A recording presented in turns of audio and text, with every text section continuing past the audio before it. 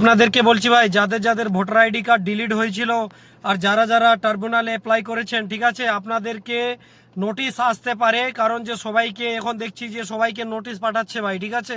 তো আপনারা সবাই যারা যারা দিল্লিতে চলে আসছেন আর যাদের যাদের বাড়িতে কোনো ফ্যামিলি আছে ওদেরকে বলবেন যে নয় বিএলওর সঙ্গে কন্ট্যাক্ট করে রাখে, ঠিক আছে, আর যেন অ্যাটাচে হয়ে থাকে বিএলওর সঙ্গে। কারণ যে কোনো টাইমিংয়ে নোটিশ আসতে পারে। নোটিশ আসলে ভাই হেয়ারিংয়ের ডেট আবার দিবে, তখন হেয়ারিংয়ে উপস্থিত না থাকলে ভাই আপনাদের নাম কাটতে পারে।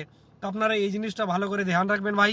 কারণ যে ভোটার আইডি কার্ডটা এখনও অনেক महत्वपूर्ण যে এবার ভোট দিতে পারেননি पर এর পরের বার তো ভোট দিতে পারবেন। এরকম না যে এবার ভোট দিতে পারেননি তো আর ভোট দিতে পারবেন না ভাই, ঠিক আছে। তো যারা যারা টার্মিনাল অ্যাপ্লাই করেছিলেন আপনারা প্লিজ এই জিনিসটা ধ্যান রাখবেন।